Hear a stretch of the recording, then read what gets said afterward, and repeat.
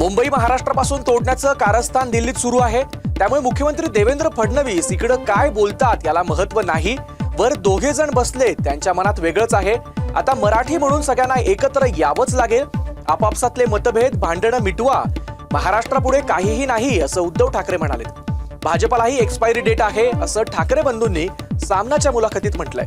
खासदार संजय राऊत आणि महेश मांजरेकर यांनी ठाकरे बंधूंच्या घेतलेल्या मुलाखतीचा उत्तरार्ध आज प्रदर्शित झाला. त्यामध्ये ठाकरे बंधूंनी भाजपवर जोरदार हल्लाबोल केला.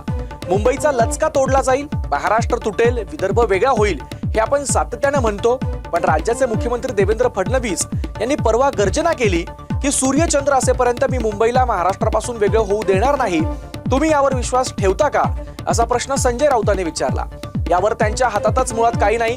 इच्छा चांगली आहे, पण जे वरून म्हणजे दिल्लीहून सांगितलं जाणार तेच त्यांना ऐकावं लागणार. वरून सांगितलं की ही जमीन अदानीला द्यायची तर त्यांच्या समोर सही करण्याशिवाय पर्यायच नसतो, असं उत्तर राज ठाकरेंनी दिलंय.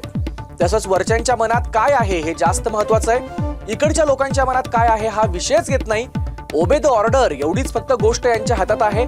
त्यामुळे त्यांनी चंद्र सूर्याचे कितीही दाखले दिले तरी वरती जे बसलेले दोघे जण आहेत त्यांच्या मनात काय आहे हे पहिल्यांदा आपल्याला कळणं गरजेचं आहे, आणि ते कळतंय असं राज ठाकरे म्हणाले.